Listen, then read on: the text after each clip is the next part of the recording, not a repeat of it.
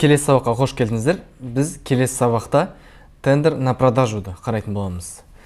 Тендер на продажу дегеніміз не? Бұл жерде біз бағаны өзіміз электронды конвертке жабық түрде беретін боламыз. Яғни бір бағаны ғана ұсынамыз электронды конвертке. Бұл жерде енді, как обычно, запросное приложение сияқты жүреді. Біз бағаны бір-ақ рет бере аламыз, бірақ тендер на повышение цены жүреді. Яғни кім көп баға берді, сол ұтып кетеді. Және де бұл тендер на продажудың екі түрі бар. Ең біріншісі открытый конкурс, яғни ашық түрде жүретін конкурс. Біз бұл тендер аяқталғаннан кейін кім қанша бағада беріп ұтты, соны біле аламыз. Ал екіншісі закрытый конкурс, яғни жабық түрде өтетін конкурс. Бұл жерде біз тендер аяқталғаннан кейін кім ұтқанын біле алмаймыз. Яғни біз ұтқан болсақ, ешкімге көрмейді, тек қана бізге договор келеді.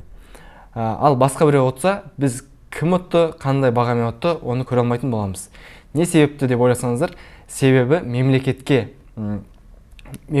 маңыздылығы бар объектілер, не болмаса мемлекеттік маңыздылығы бар құжаттар, не болмаса жаңағы мүліктер ойнатылуы мүмкін. Бұны кім ұтқанын ешкімге көрсетпейтін болады. Түсінікті болды деп ойласақ, бұл жерден қарап көрейік біреуін. Поискқа басамыз. Және де бұл тендер на продажуға айтып кететін тағы бір өте маңызды жағдай. Бұл жерде сатушының өзінің жеке шарттары болады. Яғни, қараңыздар, бұл жерде заказчиктің полный условиясы көрсетілген. Осымен ең алдымен танысасыздар.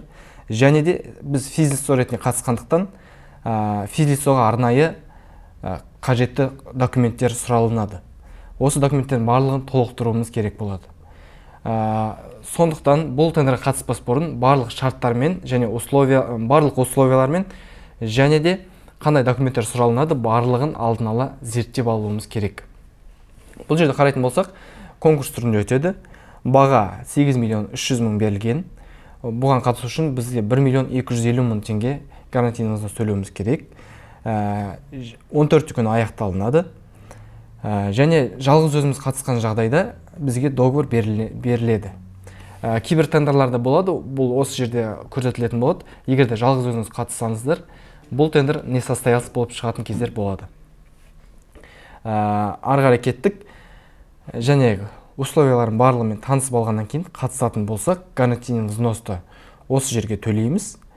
Және ары қарай қатысуымызға болады. Сабақ пайдалы болды деп ойлаймын. Келесі сабақта кездескенше.